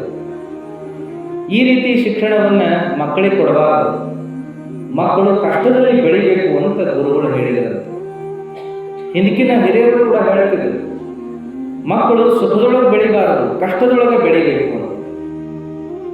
ನೀವು ಕಷ್ಟದಾಗ ಬೆಳೆದಿರಿ ಅಂತ ಹೇಳಿ ಮಕ್ಕಳನ್ನ ಸುಖದಾಗಿಟ್ರಿ ಅಂದ್ರೆ ಮಕ್ಕಳಿಗೆ ಜೀವನದ ಅನುಭವ ಆಗಂಗಿಲ್ಲ ಅಂತೇಳಿ ಈಗಿನ ವ್ಯವಸ್ಥೆ ಹಂಗಾಗಿದೆ. ಅವಾಗ ತಂದೆ ತಾಯಿಯ ಕಷ್ಟಗಳನ್ನು ನೋಡ್ಕೊಂಡು ಬೆಳಿತಿದ್ರು ಮಕ್ಕಳು. ಈಗ ಯಾವ ತಂದೆ ತಾಯಿ ಮಾಡಂಗಿಲ್ಲ. ನಾವು ಕಷ್ಟಪಟ್ಟೇವಂತ ನಮ್ಮ ಮಕ್ಕಳು ಯಾಕೆ ಪಡಬೇಕು ಅಂತ ಹೇಳಿ ಎಲ್ಲ ಸುಖದೊಳಗೆ ಬೆಳೆಸೋದ್ರಿಂದ ಮಕ್ಕಳು ಸರಿಯಾದ ರೀತಿಯೊಳಗೆ ಸಂಸ್ಕಾರದೊಂದಿಗೆ ಶಿಕ್ಷಣವನ್ನು ಪಡ್ಕೋತಾರ ಅಂತ ಹೇಳಕ ಬರೋದಿಲ್ಲ. ಎಲ್ಲೇ ಒಂದೊಂದು ವಿಚಿತ್ರ ಉದಾಹರಣೆಗಳು ಸಿಗ್ತಾವ, ಅಪರೂಪದ ಉದಾಹರಣೆಗಳು ಸಿಗ್ತಾವ.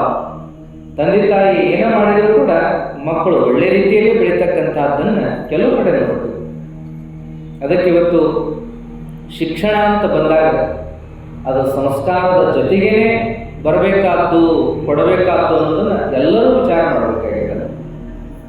ಮುಂದೊಂದು ಕಾಲಕ್ಕೆ ಬಹುಶಃ ಎಲ್ಲರಿಗೂ ಶಿಕ್ಷಣನ ಬ್ಯಾಸರಾಗತ್ತೇನೋ ಅನಿಸ್ತದೆ.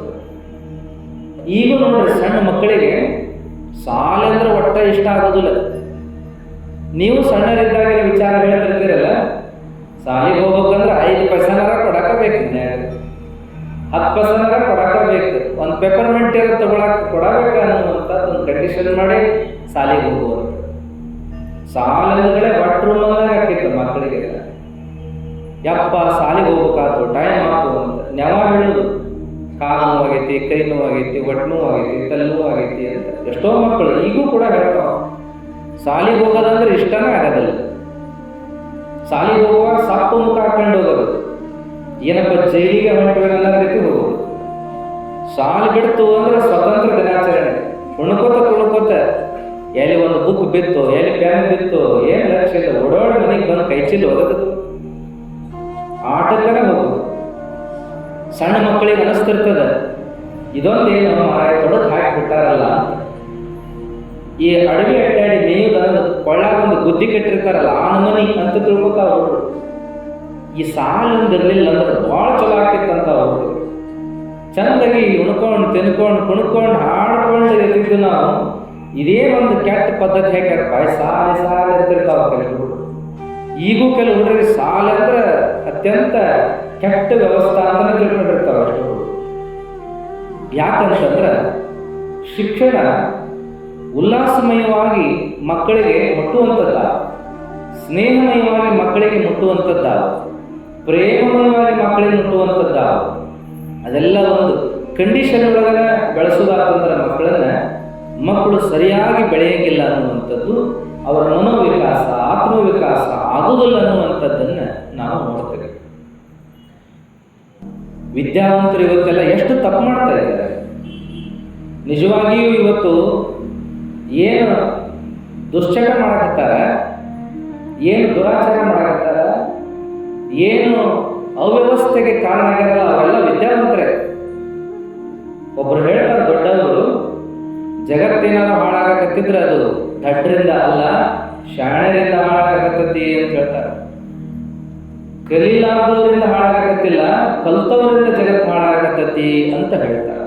ಇದು ಖರೆ. ಅವಾಗೆಲ್ಲ ಸಾಲಿ ಕಲಿತಿದ್ದಿದ್ದಿಲ್ಲ, ಏನೊಂದು ವ್ಯವಸ್ಥೆಗಳು ಇರ್ತಿದ್ದಿಲ್ಲ. ಆದ್ರೆ ಸ್ವಚ್ಛ, ಸುಂದರ, ಆರೋಗ್ಯಯುತ ಪರಿಸರ ಇತ್ತು. ಈಗ ಎಲ್ಲಿ ನೋಡ್ತೀರ ಅಲ್ಲೇ ಕಲಬೆರಗಿ, ಎಲ್ಲಿ ನೋಡ್ತೀರ ಅಲ್ಲೇ ವಿಷಮಯ, ಎಲ್ಲಿ ನೋಡ್ತೀರ ಅಲ್ಲೇ ಅಸ್ವಚ್ಛ. ಹಿಂಗಿತ್ತೇನವಾಗ ಎಲ್ಲರೂ ಬಯಲಿಗೆ ಶೌಚಕ್ಕೆ ಹೋಗ್ತಿದ್ರು, ಆದ್ರೆ ಹೊಲಸಂತ ಅನಿಸ್ತಿದ್ದಿಲ್ಲ. ಈಗ ಎಲ್ಲ ಕಡೆ ಪೈಖಾನೆಗಳು ಬಂದರೂ ಕೂಡ ಹೊಲಸಾಟ ಜಗದ ಊರು ತುಂಬ. ಅಂಗಡಿಗೆ ಹೋಗಿ ತರಬೇಕಾದ ಸಾಮಾನುಗಳನ್ನು ಕೆಚ್ಚಿತ್ತಾಗತ್ತಲ್ಲ, ಹಾಳಿ ಏನು ಪೇಪರ್ ಹಾಳಿಗಳ ಕಟ್ಟಿಕೊಡೋದು ತರ್ತಿದ್ರು. ಇವತ್ತೆಲ್ಲ ಪ್ಲಾಸ್ಟಿಕ್ ಆಗಿ ಎಷ್ಟು ಹೊಲಸು ತುಂಬಿದ, ಊರು ತುಂಬ ಹೊಲಸು. ಬಹುಶಃ ಅವಾಗ ಸೌಕರ್ಯ ಏನೂ ಇಲ್ಲದಾಗಿದ್ದು ಸ್ವಚ್ಛತಾ, ಇಷ್ಟೆಲ್ಲ ಸೌಕರ್ಯ ಇದ್ರೂ ಸ್ವಚ್ಛತಾ ಉಳಿಬಾರದು. ಎಷ್ಟು ಆರೋಗ್ಯ ಕೆಟ್ಟದ, ಎಷ್ಟು ವ್ಯವಸ್ಥೆ ಕೆಟ್ಟದ, ಎಷ್ಟು ಕುಡಿತ ಹೆಚ್ಚಾಗ್ಯದ, ಎಷ್ಟು ತಿನ್ನೋದು ಹೆಚ್ಚಾಗ್ಯದ, ಎಷ್ಟು ಹೊಲಸಾಟ ಹೆಚ್ಚಾಗ್ಯದ, ಎಷ್ಟು ದರೋಡೆ, ಎಷ್ಟು ಅತ್ಯಾಚಾರ. ಇಷ್ಟು ವಿದ್ಯಾವಂತರಿದ್ದು ಇಷ್ಟ ಆಗಕತ್ತದ ಅಂದ್ರೆ ಇದಕ್ಕೆ ಕಾರಣ ವಿದ್ಯಾವಂತರು ಅನ್ನುವಂಥದ್ದನ್ನು ಹೇಳತ್ತ. ಅದಕ್ಕೆ ನಾವೇನೂ ಕಲಿಸುವಲ್ವಿ, ಬರೇ ಭಾಳ ಶಾಣೆ ಆಗಬೇಕು, ಭಾಳ ದೊಡ್ಡ ನೌಕರಿ ಹಿಡಿಬೇಕು, ಕಳಿಸ್ಬೇಕು. ಇದೊಂದ ಕಲಿಸ್ತಾ ಇದ್ದದ್ದಕ್ಕಾಗಿ ಸ್ವಾರ್ಥ ಕೇಂದ್ರಿತ ಮನುಷ್ಯ ಬೆಳೆಯಕತ್ತಾನ. ನಾನು, ನನ್ನ ಕುಟುಂಬ, ಸಮಾಜ, ದೇಶ, ಭಾಷೆ ಇದೆಲ್ಲ ಮರ್ತ ಬಿಟ್ಟಾಗ ತಗೊಂಡು ನಾ ಏನು ಮಾಡಲಿ, ನಾನೊಬ್ಬ ಆರಾಮಿದ್ರೆ ಸಾಕು ಅನ್ನುವ ಸ್ವಾರ್ಥ ಮನೋಭಾವ ಬೆಳಿಲಿಕ್ಕತ್ತದ. ಅದಕ್ಕೆ ಶಿಕ್ಷಣ ಅಂತಂದ್ರೆ ಬರೇ ಕಲಿತು ಶಾಣೆಯಾಗಿ ಹೋಗ್ಬಿಡೋದಲ್ಲ. ಅವಾಗ ಹೇಳಿದ್ರೆ ಅದನ್ನು ನೀವೇನಂತ ತಿಳ್ಕೊಂಡ್ರಿ, ಬರೀ ಪುಸ್ತಕ ಎಲ್ಲ ಓದಿ ತಲೆ ಇಟ್ಕೊಳ್ಳೋದು, ಚಂದ ಪೇಪರ್ ಬರೆಯೋದು, ದೊಡ್ಡ ಭಾಳ ಮಾರ್ಕಸ್ ತಗೊಳ್ಳೋದು ಅಂತಂದ್ರೆ ತಪ್ಪಾಕೈತದ. ಅಟ್ ತುಂಬ ಉಂಡು ವಾಂತಿ ಮಾಡಿದಂಗೆ ಅದು ಉಪಯೋಗ ಇಲ್ಲ ಅಂದ್ರೆ ಅವಾಗಿನವರ ಅಂದ್ರೆ ಅದನ್ನು ಅದಕ್ಕೆ ಮಕ್ಕಳು ಮನಸಾರೆ ಬೆಳಿಬೇಕು, ಹೃದಯಾರೆ ಬೆಳಿಬೇಕು ಅನ್ನುವಂಥದ್ದನ್ನು ಪಾಲಕರೆಲ್ಲರೂ ಅರ್ಥ ಮಾಡ್ಕೋಬೇಕಾಗಿದೆ. ಅದಕ್ಕೆ ನಾವೆಲ್ಲ ಆಗಿನ ದಿನಮಾನದ ವಿಚಾರಗಳನ್ನು ಯಾಕೆ ನೋಡಬೇಕಾಗಿದೆ, ಕೇಳಬೇಕಾಗಿದೆ ಅಂದರೆ ಎಲ್ಲೆಲ್ಲ ತಪ್ಪಿ ಅದನ್ನು ಸುಧಾರಿಸ್ಕೋಬೇಕಾಗಿದೆ. ನಾವು ಸುಧಾರಿಸ್ಕೊಳ್ಳಂಗಿಲ್ಲ, ಜಗತ್ತು ಹ್ಯಾಂಗೆ ಹೊಂಟದ ಹಂಗೆ ಹೋಗೋದು ನಾವು ಅಂದ್ರೆ ಜಗತ್ತು ಬದಲಾಗಕತ್ತದ. ಅಲ್ಲಲ್ಲಿ ಶುರುವಾಗೈತಿ. ರಸಗೊಬ್ಬರ ಹಾಕಿ ಹೊಲ ಹಾಳಾಗ್ಯವ, ಇನ್ನು ಬರೀ ನಾವು ತಿಪ್ಪಿ ಗೊಬ್ಬರ ಹಾಕಬೇಕಂತ ಹುಡುಕಾಡಿ ತಿಪ್ಪಿ ಗೊಬ್ಬರ ತಗೊಂಡು ಹೊರ್ಟಾರ. ಅಂತ ದಿನಮಾನ ಬರಾಕತ್ತಾವ. ರಸಗೊಬ್ಬರ ಹಾಕಿ ಹೊಲ ಹಾಳಾಗತ್ತವ ಅನ್ನೋ ಅರಿವು ಬರಾಕತ್ತದ ಜನರಿಗೆ. ಶಗಡಿ ಗೊಬ್ಬರ ಇಲ್ಲ ಅಂತಂದ್ರೆ ಹೊಲ ಒಂದಿನ ಮರಬು ಮೆಕ್ಕವ ಅನ್ನೋ ತಿಳುವಳಿಕೆ ಬರಾಕತ್ತದ ಜನರಿಗೆ. ಆಮೇಲೆ ಏನಪ್ಪಾ ಅಂದ್ರೆ ಜವಾರಿ ಆಕಳ ಹಾಲುಗಳನ್ನೇ ಬಳಸಬೇಕು ಅನ್ನೋ ಅರಿವು ಬರಾಕತ್ತದ ಜನರಿಗೆ. ಈ ಇಂಗ್ಲಿಷ್ ಔಷಧ ತಗೊಂಡು ಕಿಡ್ನಿ ಹಾಳಾಗತ್ತವ, ಹೃದಯ ತೊಂದರೆ ಕೊಡಾಕತ್ತದ, ಹಾರ್ಟ್ ಅಟ್ಯಾಕ್ ಹೆಚ್ಚಾಗತ್ತವ, ಬ್ರೈನ್ ಟ್ಯೂಮರ್ ಹೆಚ್ಚಾಗತ್ತವ ಅನ್ನೋದು, ಕ್ಯಾನ್ಸರ್ ಹೆಚ್ಚಾಗತ್ತವ ಅನ್ನೋದು ಗೊತ್ತಾಗತ್ತದ. ಅದಕ್ಕೆ ಆಯುರ್ವೇದ ಹೆಚ್ಚು ತಗೊಳಕತ್ತಾರ ಜನ, ಆ ಕಡೆ ಮುಖ ಮಾಡಾಕ್ತಾರೆ. ನಾವೆಲ್ಲ ಬರೀ ಗಾಡಿ ಹತ್ಕೊಂಡು ಅಡ್ಡಾಡಿ ಕುತ್ಕೊಂಡು ಕೆಲಸ ಮಾಡಿ ಇಲ್ಲದ ರೋಗ ತಂದುಕೊಳಕತ್ತೀವಂತ ವಾಕಿಂಗ್ ಮಾಡೋರು, ಯೋಗ ಮಾಡೋರು ಹೆಚ್ಚಾಗ್ಯದ. ಈಗೆಲ್ಲ ಅಟ್ಟರ ನಡೆಯುತ್ತಡೆ, ಅಟ್ಟರ ಕೆಲಸ ಮಾಡೋಂತಡೆ ಅಂತ ಮಾಡುವ ಪ್ರಜ್ಞೆ ಇವತ್ತು ಜನರಿಗೆ ಬರಾಕತ್ತದ. ಆದ್ರೆ ಅದು ಹೆಚ್ಚಾಗಬೇಕಾಗಿದೆ. ಇವತ್ತು ಗ್ಯಾಸ್ನ ಅಡಿಗೆ ಆರೋಗ್ಯಕ್ಕೆ ತೊಂದರೆ ಆಗ್ಯದ, ಒಲಿ ಹಚ್ಚಿರಿ ಅಂತ ಅನ್ನಕತ್ತಾರ ಹೆಚ್ಚು ಜನ. ಕೆಲವರಿಗೆ ಬರೀ ಗ್ಯಾಸ್ ಅಲ್ರಿ ಒಲಿನ ಒಂದು ಹಾಕಿ ಬಿಡ್ರಿ ಮನ್ಯಾಗ ಅನ್ನತ್ತಾರ. ಮುಂದುವರೆದ ನಗರದೊಳಗೆ ಏನ್ ಮಾಡಾಕತ್ತಾರ ಅಂದ್ರೆ ಗ್ಯಾಸ್ ಕಟ್ಟಿ ಹೆಂಗಿರ್ತಾವಲ್ಲ ಹಂಗ ಒಲಿ ಕಟ್ಟಿಗಳನ್ನು ಮಾಡಾಕತ್ತಾರ. ಎತ್ತರ ಗ್ಯಾಸ್ ಕಟ್ಟಿ ಸಮುಖನ ಒಂದು ಕಡೆ ಏನಪ್ಪಾ ಅಂತಂದ್ರೆ ಕಟ್ಟಿಗೆಯ ಚೂರು, ಆಮೇಲೆ ಏನಪ್ಪಾ ಅಂದ್ರೆ ಬೂಸ ಗೀಸ ತುಂಬಿ ಒಂದು ಕಡೆ ಗ್ಯಾಸ್ ಬಂದಂಗೆ ಬರ್ಬೇಕದು. ಆ ರೀತಿ ಒಳಗೆ ಅಡಿಗೆ ಮಾಡಾಕತ್ತಾರ. ಅವಾಗಿನಂಗ ಗಡಿಗೆ ಒಳಗೆ ಮಾಡಕ್ ಆಗದೆ ಇದ್ರು ಕೂಡ ಸ್ಟೀಲಿನ ಪಾತ್ರೆ ಒಳಗೆ, ಹಿತ್ತಾಳಿ ಪಾತ್ರೆ ಒಳಗೆ, ತಾಮ್ರ ಪಾತ್ರೆ ಒಳಗೆ ಅಡಿಗೆ ಮಾಡಬೇಕು ಅನ್ನುವಂಥ ಪ್ರಜ್ಞೆ ಬರಾಕತ್ತದ ಈಗ. ಯಾಕಂದ್ರೆ ಸಿಲಾವರ್ ಪಾತ್ರೆಗಳು ಕೆಮಿಕಲ್ ಬಿಡಾಕತ್ತಾವ ಅನ್ನುವಂಥ, ಪ್ಲಾಸ್ಟಿಕ್ ಬಳಕೆ ಹೆಚ್ಚಾದದ್ದು ಕ್ಯಾನ್ಸರ್ ಹೆಚ್ಚಾಗತ್ತದ ಅನ್ನೋ ತಿಳುವಳಿಕೆ ಬರಾಕತ್ತದ. ವಿದ್ಯಾವಂತನಾಗಿ ಮನುಷ್ಯ ಎಷ್ಟು ಕೆಡಿಸ್ಕೊಂಡನಲ್ಲ ಅದನ್ನೆಲ್ಲ ಸುಧಾರಿಸ್ಕೊಳ್ಬೇಕು ಅನ್ನುವ ಅರಿವು ಎಲ್ಲರಿಗೂ ಬರಬೇಕಾಗಿದೆ. ಇದು ಶಿಕ್ಷಣದಿಂದ ಸಾಧ್ಯ. ಶಿಕ್ಷಣ ಅಂದ್ರೆ ತಿಳುವಳಿಕೆ ಕೊಡೋದ್ರಿ. ಶಿಕ್ಷಣ ಅಂದ್ರೆ ಪುಸ್ತಕ ಎಲ್ಲ ತಲೆಯಾಗಿಟ್ಟುಕೊಳ್ಳೋದಂತಲ್ಲ, ಭಾಳ ದೊಡ್ಡ ನೌಕರಿ ಹಿಡಿಯೋದ ಶಿಕ್ಷಣ ಅಂತಲ್ಲ. ತಿಳುವಳಿಕೆಯಿಂದ ಬದುಕಬೇಕಂತ ಹೇಳೋದ ಶಿಕ್ಷಣ. ತಿಳುವಳಿಕೆಯಿಂದ ಬದುಕಬೇಕ. ಇಂಥ ಒಂದು ವ್ಯವಸ್ಥೆ ಆ ದಿನಮಾನದಾಗಿತ್ತು ಅನ್ನುವಂಥದ್ದನ್ನು ನಾವು ನೋಡ್ತೀವಿ. ಇವತ್ತು ಮಕ್ಕಳು ಅನಿವಾರ್ಯ ಶಾಲೆ ಕಲಿಬೇಕು, ಹೆಂಗದ ಆ ವ್ಯವಸ್ಥೆ ಅದರೊಳಗೆ ಹೋಗಬೇಕು. ಆದರೆ ಮನೆ ಒಳಗಾದರೂ ಕೂಡ ಎಲ್ಲರೂ ಈ ವಿಚಾರವನ್ನು ಮಕ್ಕಳಿಗೆ ಹೇಳಲೇಬೇಕಾಗುತ್ತೆ. ಪ್ಲಾಸ್ಟಿಕ್ಕನ್ನು ಆದಷ್ಟು ಕಡಿಮೆ ಬಳಸ್ರಪ್ಪ, ಕರೆಂಟು ನೀರನ್ನು ಮಿತವಾಗಿ ಬಳಸ್ರಪ್ಪ, ಬಟ್ಟೆಯನ್ನು ಕೊಡಬೇಡಪ್ಪ, ಇದ್ದದ್ರೊಳಗೆ ಜೀವನ ಮಾಡುವಂಥ ಸರಳ ಜೀವನ ಮಾಡುವಂಥ ರೂಢಿಯನ್ನು ಕಲ್ಕೊಳ್ರಪ್ಪ. ಅತಿಯಾಗಿ ಸೆಂಟು, ಪೌಡರು ಇತ್ಯಾದಿ ಕೆಮಿಕಲ್ಗಳನ್ನು ಬಳಸಬೇಡ್ರಪ್ಪ. ರಸ್ತೆ ಮ್ಯಾಗಿನ ತಿನ್ಕೋತ ಆರೋಗ್ಯ ಕೆಡಿಸ್ಕೋಬೇಡ್ರಪ್ಪ. ಇಂಥವೆಲ್ಲವನ್ನ ಸಣ್ಣದಿರ್ತ ಮಕ್ಕಳಿಗೆ ಹೇಳಬೇಕು. ಇವನ್ನೆಲ್ಲವನ್ನು ನಾವು ತಿಳುವಳಿಕೆ ಕೊಡದೇ ಇದ್ರೆ ಮಕ್ಕಳು ಇವತ್ತು ಬೌದ್ಧಿಕವಾಗಿ ಶಾಣೆ ಆಗ್ತವ, ಆದ್ರೆ ಆರೋಗ್ಯನ ಮಕ್ಕಳಿಗೆ ಉಳಿಲಿಲ್ಲ ಅಂದ್ರೆ ಏನು ಮಾಡೋದು? ಭಾಳ ಶಾಣೆ ಹುಡುಗ, ಬಡತನ ಪರಿಸ್ಥಿತಿ ಒಳಗೆ ಬೆಳೆದಿದ್ದ, ಎಷ್ಟು ಶಾಣೆ ಆದ ಅಂದ್ರೆ ಇಂಜಿನಿಯರ್ ಆದ, ಭಾರಿ ಒಳ್ಳೆಯ ಶಾಣೆ, ಅಟ್ಟ ಸಾತ್ವಿಕನು ಇದ್ದ ಖರೆ. ಆದ್ರೆ ಅವನ ಆರೋಗ್ಯ ಅಷ್ಟು ಸರಿ ಇದ್ದಿದ್ದಿಲ್ಲ. ಅವ ಏನಪ್ಪ ಅಂದ್ರೆ ಎಲ್ಲ ಇದ್ರೂ ನನಗ್ಯಾಕೆ ಆರೋಗ್ಯ ಹಿಂಗ ಅಂತನ ಚಿಂತೆ ಮಾಡ್ತಿದ್ದ. ಮುಂದೇನಾಯ್ತು ಅಂತಂದ್ರೆ ಎಲ್ಲರ ಆರೋಗ್ಯ ಒಂದೋ ನಮೂನೆ ಇರ್ತದೆ, ನಿನಗಪ್ಪ ಅವ್ರಿಗೆ ನಮ್ಮ ತಮ್ಮನೇ ಚಲೋದಾದ್ರೆ ನನಗಾಗಿಲ್ಲ ಆರೋಗ್ಯ ಅಂತಿದ್ದೆ. ಇರುವಾಗ ಅವನದಪ್ಪ ಪ್ರಕೃತಿ ಅವನ ಬೇರೆ ನಿಂದ ಬೇರೆ ಅಂತ ಹೇಳ್ತಿದ್ರು, ಸಮಾಧಾನ ಮಾಡ್ತಿದ್ರು. ಏನೆಲ್ಲ ಇದ್ರೂ ಕೂಡ ನೌಕರಿ, ಪಗಾರ, ಮತ್ತು ಮದುವೆ ಮಾಡಿದ್ರು, ಮತ್ತು ಮಕ್ಕಳು ಕೂಡ ಎಲ್ಲ ಇದ್ರೂ ಅವನದೊಂದು ಮಾನಸಿಕವಾಗಿ ಪರಿವರ್ತನೆ ಆಗ್ತದೆ. ನಾ ಯಾಕೆ ಹಿಂಗದೀನಿ, ಹಿಂಗ್ಯಾಕೆ ನನಗೆ ಶಕ್ತನ, ಇಟ್ಯಾಕೆ ಆರೋಗ್ಯ ಹೆಚ್ಚು ಕಮ್ಮಿ, ಇದೆಲ್ಲ ತಲೆಯಾಗಿ ತಗೊಂಡು ಏನು ಮಾಡಿದ ಅಂದ್ರೆ ಅವ ಜೀವನ ಕಳ್ತಾನೆ. ಆತ್ಮಸ್ಥೈರ್ಯ ಇಲ್ಲ, ಜೀವನದ ಬಗ್ಗೆ ಅವ ಜಿಗುಪ್ಸೆ ಹೊಂದಿದ. ಏನಪ್ಪ ಇದು ಅಂತೇಳಿ ಮಾನಸಿಕ ಮಾಡಿಕೊಂಡು ಏನೆಲ್ಲ ಇದ್ರೂ ತನ್ನ ಜೀವ ತಾವ ಕಳ್ಕೊಂಡು. ಇಂಥದ್ದನ್ನು ನಾವೆಲ್ಲ ನೋಡ್ತಾ ಇದ್ದೀವಿ. ಇವತ್ತು ಶಾಣೆ ಇದ್ರು ಅನ್ನೋರೇ ಇವತ್ತು ದಾರಿ ತಪ್ತಾ ಇದ್ದಾರೆ. ಏನ್ರಿ ಯಾಕೆ ಶಾಣೆ ಇದ್ರಿ ಅವ ಹಿಂಗೆ ಮಾಡ್ತಾರಂತ ಗುರ್ತಾಗಲಿ ನೋಡ್ರಿ ಅಂತಂತಿರ್ತಾರೆ ಕೆಲವು ಸಂದರ್ಭದೊಳಗೆ. ಅದಕ್ಕಾಗಿ ಶಾಣೆತನ ಅಷ್ಟೇ ಬೆಳೆದ್ರೆ ನಡೆಯಂಗಿಲ್ಲ. ಅದಕ್ಕಲ್ಲಿ ನಾವೆಲ್ಲರೂ ವಿಚಾರ ಮಾಡಬೇಕು. ಬರೀ ಬುದ್ಧಿವಂತರಾಗಬೇಕು ಮಕ್ಕಳು ಅಂತ ಅನ್ನೋದಕ್ಕಿಂತ ಸಂಸ್ಕಾರವಂತರಾಗಬೇಕು, ತಿಳುವಳಿಕೆವಂತರಾಗಬೇಕು, ಉತ್ತಮ ನಾಗರಿಕರಾಗಬೇಕು ಅನ್ನೋ ಕಡೆ ಲಕ್ಷ್ಯ ಇಟ್ಟು ನಾವು ಬೆಳೆಸಬೇಕಾಗಿರುವಂಥ ಅವಶ್ಯಕತೆ ಐತೆ ಅನ್ನೋದನ್ನು ನೋಡಿಕೊಂಡು ಚನ್ನವೀರ ಶರಣರು ಇಂಥ ವಿಚಾರದೊಳಗೆ ಬೆಳೆದವರು. ಅವರು ಬಳಗಾನೂರಾಗ ಅಭ್ಯಾಸ ಮಾಡಕತ್ತಾರೆ. ಗೂಡ್ರೆಡ್ಡಿ ಮನೆಯೊಳಗೆ ಅದಾರ. ಅವರು ಕೊಟ್ಟಿರುವಂಥ ಅನ್ನ ಪ್ರಸಾದ ತಗೊಂಡು ಸಾಲಿ ಕಲಿಯಾಕತ್ತಾರೆ. ಅಲ್ಲಿ ಅನೇಕ ವಿಚಾರಗಳು ನಡೆದು ಎಲ್ಲರ ಪ್ರೀತಿ ಗಳಿಸಿದ. ಆದ್ರೆ ಅಭ್ಯಾಸ ಅಷ್ಟಕ್ಕಷ್ಟ. ಮುಂದೆ ಆಟ ಅಂದ್ರೆ ಭಾಳ ಪ್ರೀತಿ. ಎಲ್ಲ ಹುಡುಗರನ್ನು ಕೂಡಿಸ್ಕೊಂಡು ಆಟ ಆಡೋದು, 10 ಮುಳುಗಿದ್ರೂ ಆಟ ಬಿಡಂಗಿಲ್ಲ. ಹೀಗೆಲ್ಲ ಮಾಡ್ಕೋತಿದ್ದ ಹುಡುಗ ಅಷ್ಟ ಅಧ್ಯಾತ್ಮ ಜೀವಿಯಾಗಿದ್ದ.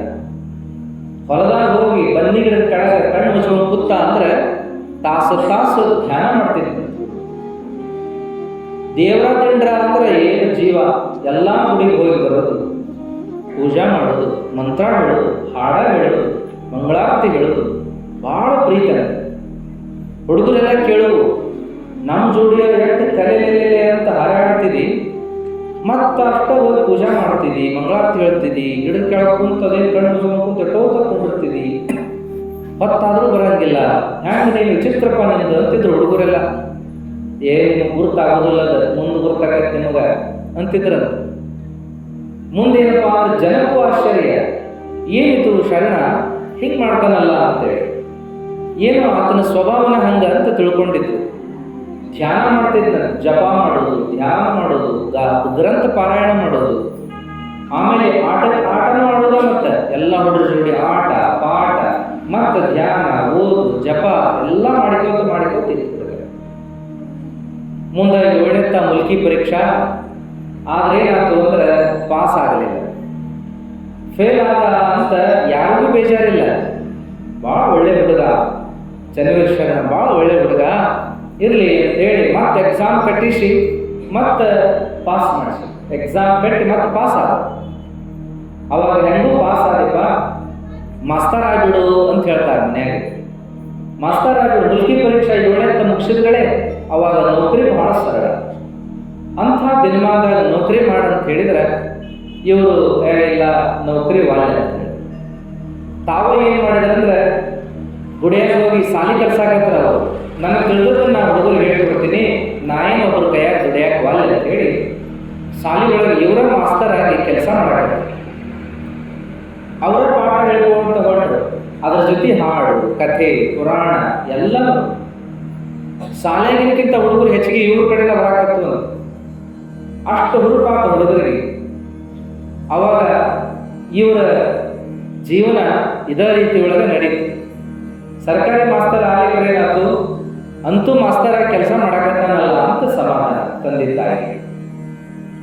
ಹೀಗೆಲ್ಲ ಮಾಡ್ಕೋತ ನಡೆದ ಸಂದರ್ಭದೊಳಗೆ ಅವರು ಬೆಳಗಾನೂರಿಂದ ಹೊಳ್ಳಿ ತಮ್ಮೂರು ಚಿಕ್ಕನಕೊಪ್ಪಕ್ಕೆ ಹೋಗಿದ್ರು.